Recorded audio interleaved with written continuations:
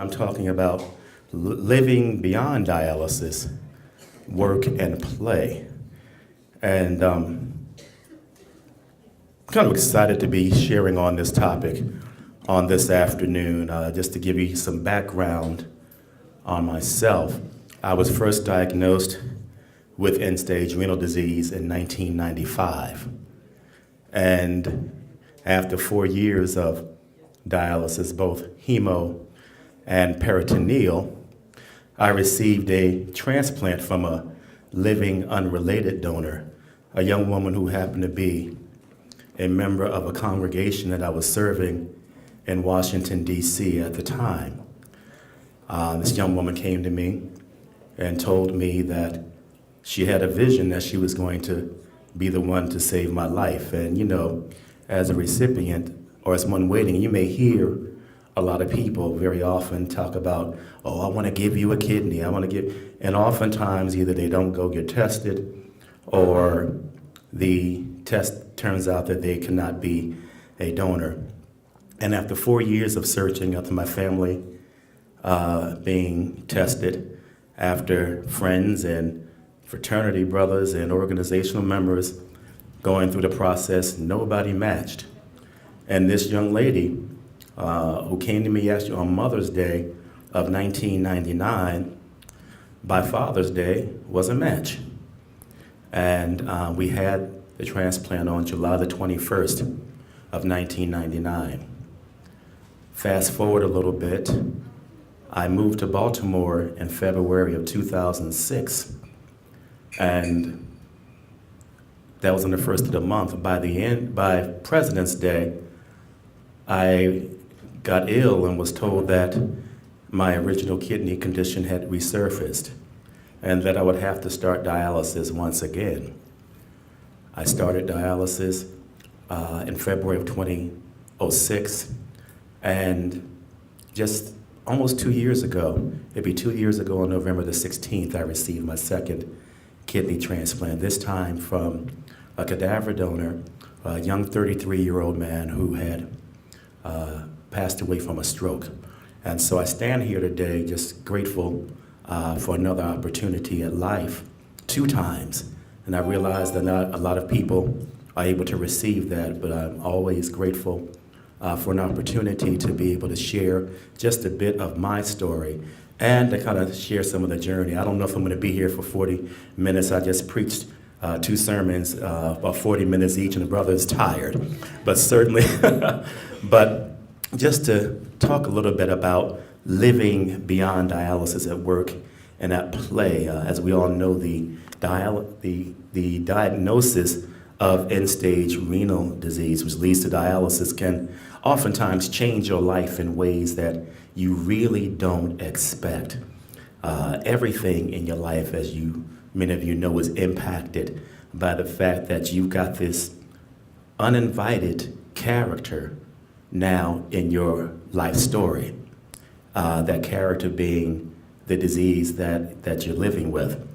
And one of the things I realized I had to do, I had to learn to live with this character, because you consider this character in everything that you do, from your travel to your work, even to your relationships. I don't know how many of you can relate to that, but it becomes just a constant in your life. At the time I was first diagnosed, I was soon married thereafter and was on peritoneal dialysis. And I always joke and say, it's real unsexy to have a peritoneal dialysis machine, the cycler, on the nightstand when you are a newlywed. And certainly we had to find ways to compensate for that as a young couple. But you find that just like you have to consider your children or other family members, you've got to consider how you are going to maintain your health and receive the necessary treatments that you have to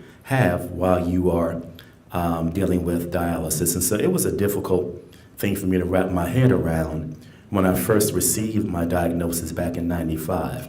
And as many of us probably do, I thought I was going to have to give up a whole lot of things, just kind of hang up a sign, reading clothes for business, and a whole lot of the things that I wanted to do with my life. And I learned after some time of living with the condition, and I was diagnosed with, I still have trouble saying it, focal segmental glomerular sclerosis, which is a mouthful, and it's still after almost 20 years, it's still a mouthful for me. But I found that, I thought I would have to really just stop having a fun life. When I was 28, 29 years old, I was focused on being a newlywed, being a graduate student, and having fun. And I thought that this diagnosis is going to really negatively impact that. And after living with peritoneal dialysis and hemodialysis, I learned after some trial and error that I could live as fully as I wanted to live with the diagnosis. And so while treatment modalities are different for a lot of us, I always maintain the idea that we can live in spite of our diagnosis. And so the assignment that I have today is to talk about work and play beyond dialysis. And if you don't mind, I want to look at this as an evolving process. Living with dialysis or beyond dialysis, work and play, is something that even now, here I am 2 years post my second transplant, I'm still trying to figure things out, so I don't have all the answers to it.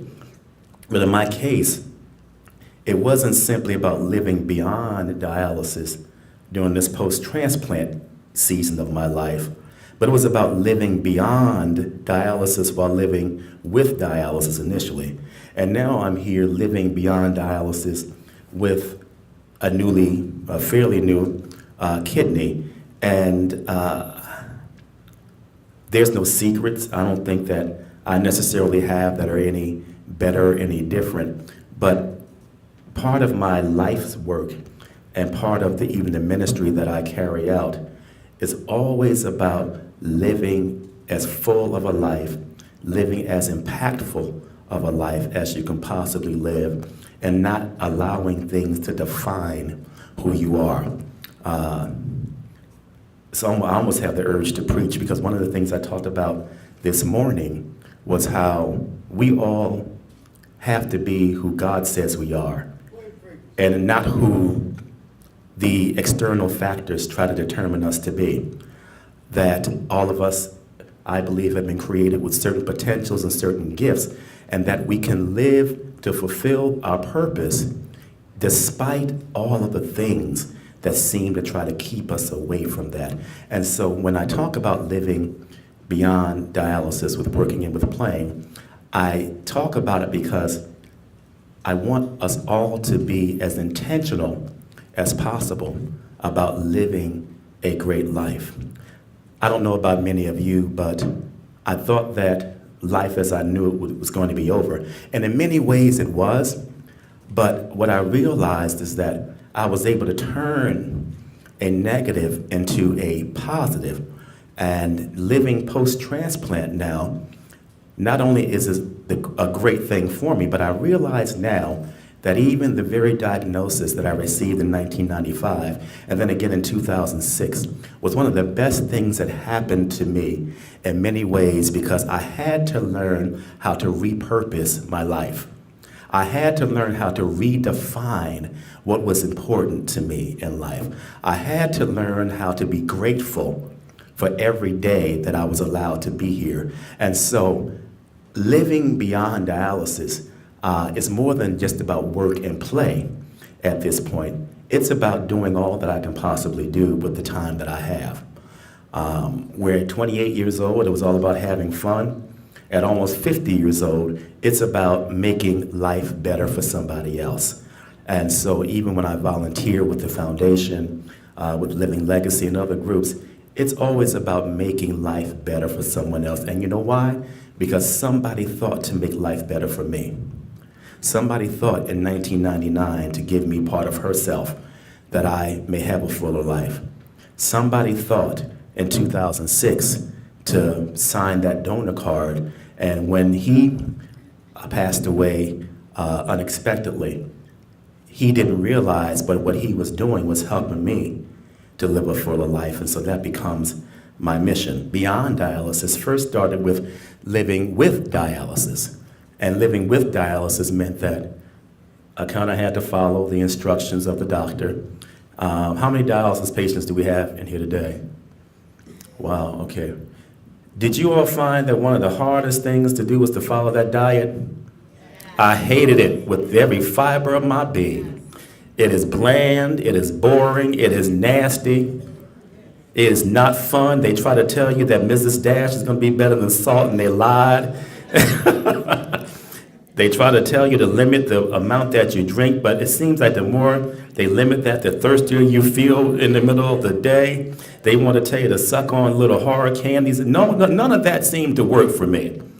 And so the first thing I had to do in terms of determining to live as full of a life as possible is really decide how much I was going to listen to the doctor and how much I was going to try to make things fit into my life. And so while I wasn't able to do sweet potatoes and the things that my Southern parents taught me to really enjoy, I had to kind of refocus and repurpose even the dietary restrictions. I hated white bread. I hated things that, just as an aside, and if we can just be real here, everything on that diet seemed antithetical to anything healthy. Everything had to be processed.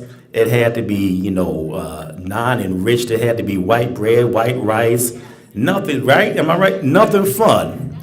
But you learn that if you want to live a healthy life with dialysis, then you have to follow some of those guidelines, as boring as it may be. One of the first things I did after my transplant this last time, I was dying for some McDonald's French fries. I left Johns Hopkins before I could get to my house.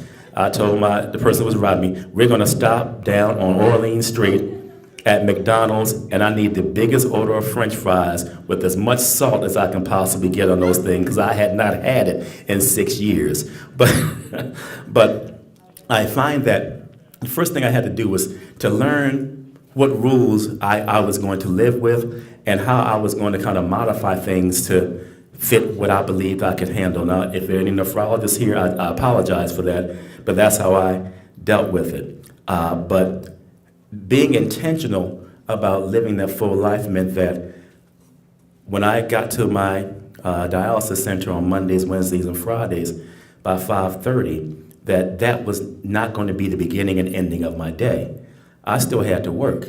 I still had to make sure that my insurance was going to be maintained for the time that I was going through treatments. And so I was pastoring a church.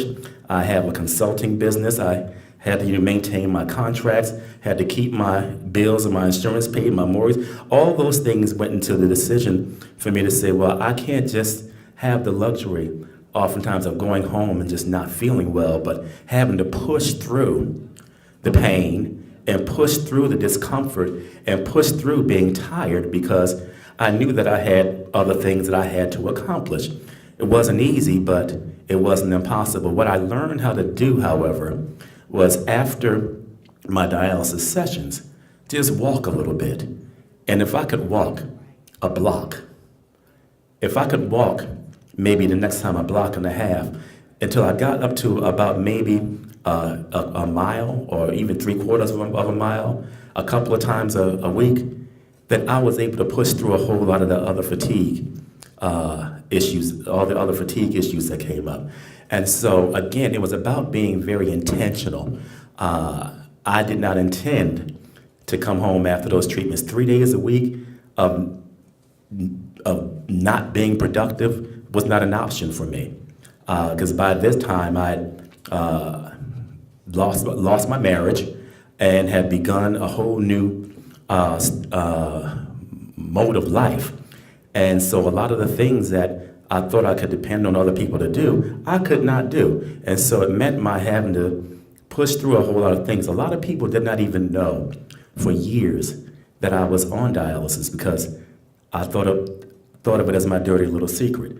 And then if I can get up and be done with dialysis by 9:30, I still had the rest of the day to myself, even when you're pushing. But being intentional about being as productive and living as normal of a life as possible helped me to push beyond just dialysis and to begin to do things.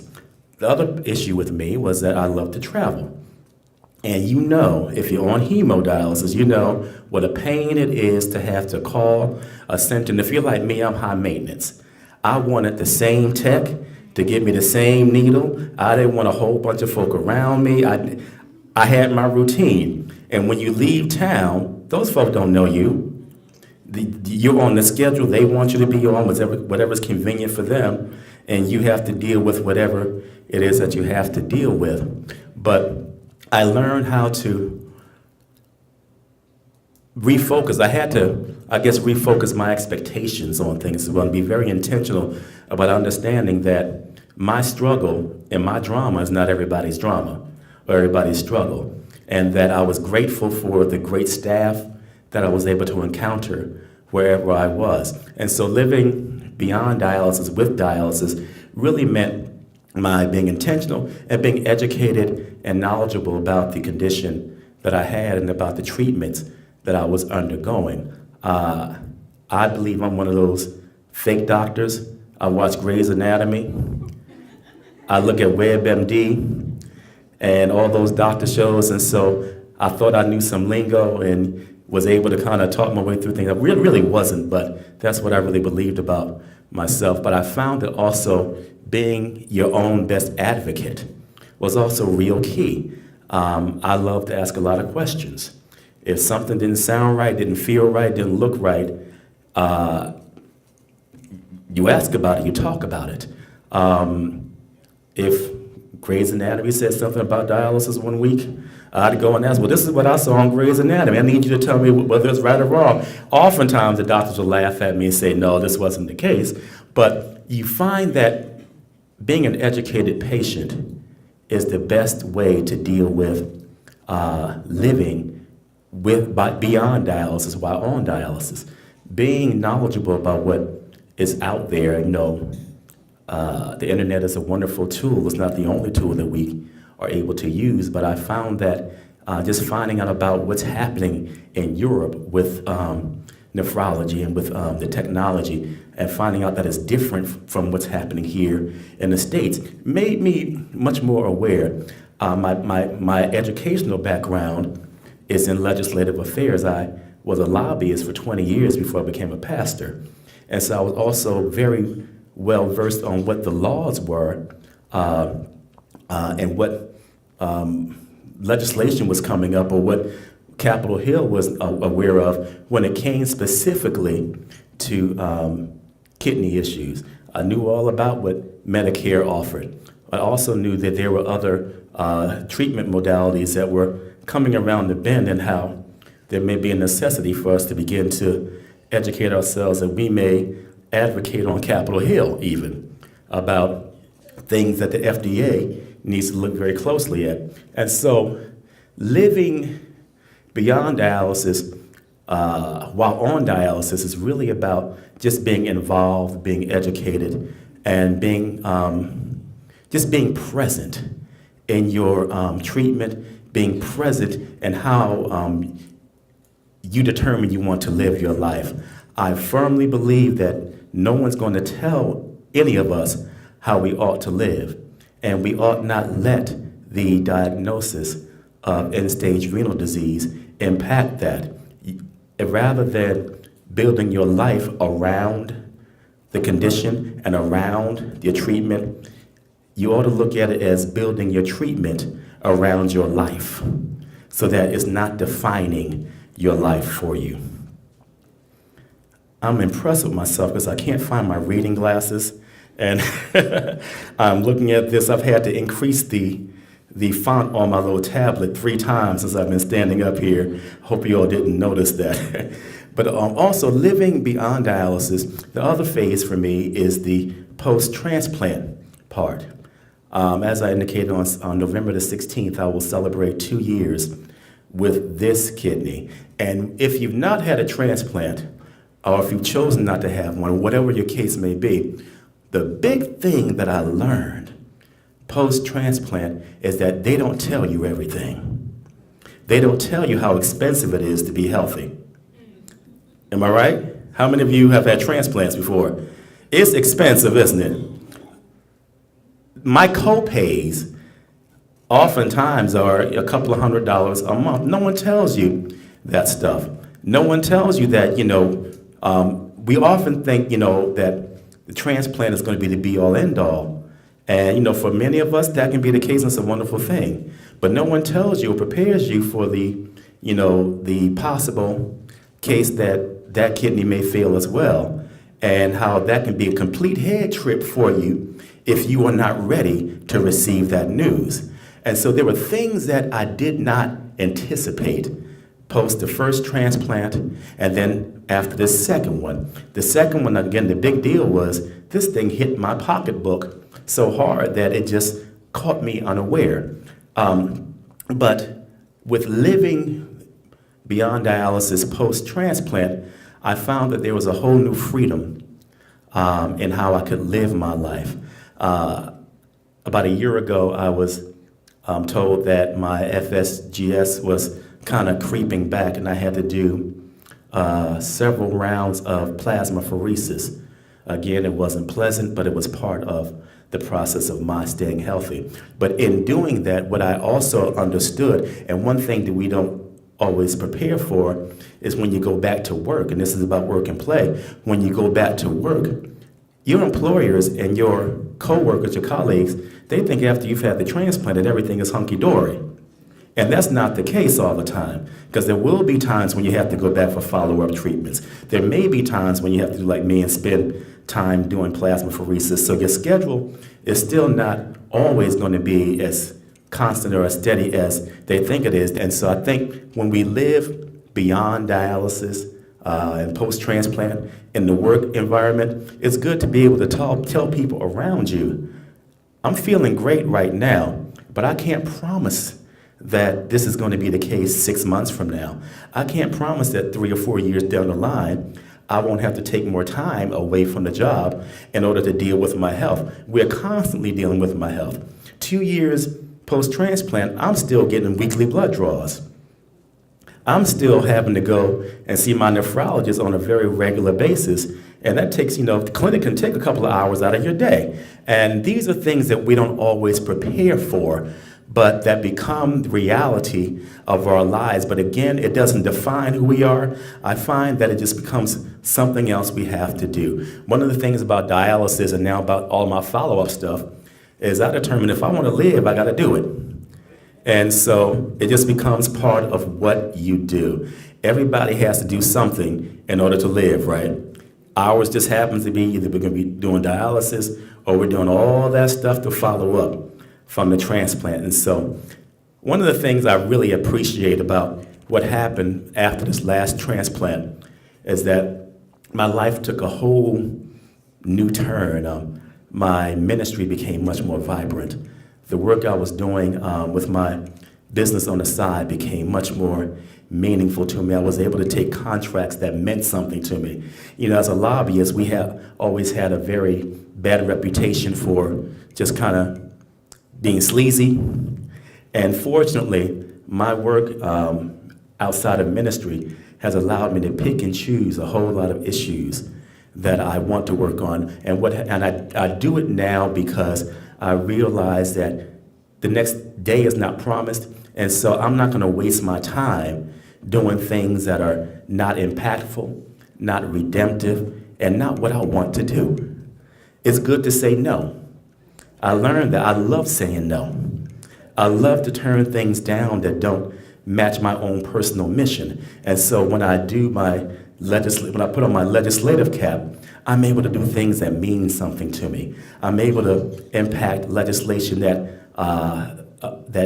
works in our communities. I'm able to work on legislation that will hit education, that deals with health care, that deals with civil rights, things that mean something to me. So post-transplant work for me became much more meaningful. One of the things that I began to love following this last opportunity to live a full life I love just going door to door and just finding out how my neighbors are doing. And then I also took on a passion of making sure that we are healthy as a community. I found that when I talk to people within my congregation, our neighbors, we've got more diabetes, we've got more heart disease, high blood pressure, all of these things that are actually preventable conditions. We are living with it in our cities. And if I can just sit everybody down at some point and let them know, all the stuff leads to kidney failure.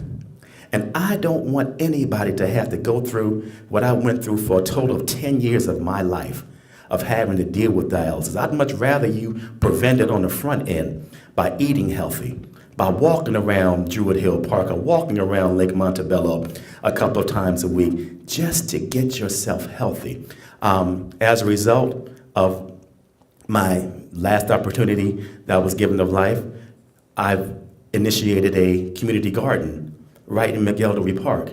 So we are about to embark on a wonderful journey where we can plant our own garden, grow our own produce, give it to our neighbors in the community that they may have some fresh food without having to go way out of their way to Harris Teeter in Canton or some other grocery store that's not convenient. We're able to provide that. That's important. That's impactful. That's what living beyond dialysis at work is for me. I hate to see children walking through our streets with a chicken box for dinner or blue sodas for breakfast and chips. We're able now, because of what I've been through, and because I don't want to see this next generation having to deal with preventable diseases, I'm able to sit down with their parents and with them and say, look, next spring, we're going to have a harvest here. Sign up now that you may be able to give your kids some good stuff, that they will not have to, you won't have to give them $5 for a chicken box every other night, and they're walking the streets just no vegetables, nothing fresh, nothing healthy. And so living beyond dialysis on the work front, at least for me, meant that I'm able to be more purposeful. I'm able to do things that are more impactful. I'm able to do things that I enjoy. And I realize that not everybody has that. Some of us just have jobs where we're going to do what the boss tells us. But guess what? We can even do that and do it with a little bit more joy. When you know that you don't have to be tethered to a machine 3 days a week, or tethered to a machine 8 hours a night to a cycler, your life can become much more purposeful, even on in the workplace. And so I'm excited about each day now. I'm excited about getting up and going to work and doing what I do. But then on the play side, one of the things that I realized that really I think contributed to my getting sick in the first place was that I was always about work, always just intense about doing what I was doing. Now that I'm older, now that I've gone through what I've gone through, I'm very intentional about having fun too. As our NKF friends know, I love to do the rappel every year, where you scale down the Marriott, and that love of that led to a different hobby. I'm from Newark, New Jersey. I never saw too many mountains and climbed too many things other than a tree here and there. Not only do I love scaling these buildings, but I do the rock wall climbing thing. I do hiking. I've always been afraid of nature. I love to hike now. Now, I still may see a snake and run the other way, but I've begun to enjoy things that I never thought that I would enjoy because I've been much more intentional about trying new things. My whole attitude now is that I've got another chance at life. Let me try this. Post-transplant, where I am, is all about living the best life that you can. I believe it was Oprah a few years ago talked about this whole thing about living your best life. And I'm not a big Oprah fan, excuse me for many of y'all, but I really grasped onto that because living your best life means living in spite of those things that come against you. Living your best life means setting the goals that you want to set for yourself. Never mind what the physicians tell you. Never mind what other folk tell you, but you have to determine for yourself where it is that you want to go, where you want to be, and then don't let, as I say in church, don't let any devil in hell stop you from getting to where you set your goal for. And so if I can just close, my closing would simply be, let's be intentional, let's enjoy life. It's not easy, but it's not impossible. Let's make sure that as we remain healthy, that we keep in mind that there are always going to be roadblocks, there are always going to be some bumps in the road that we'll encounter, but none of it is too big or too major for us to be able to deal with. I firmly believe that I am a living example of that. I've had 2 diagnoses with kidney disease. I've had 2 transplants. I've had cancer. I've had a heart issue. I think I look pretty darn good to have gone through all of that, and I'm doing pretty darn well to have gone through all of that. And I do believe that had it not been for my faith and my determination to live as fully as I could possibly live with the time that I have. If I close my eyes tonight and never open them again in this world, it'll be okay.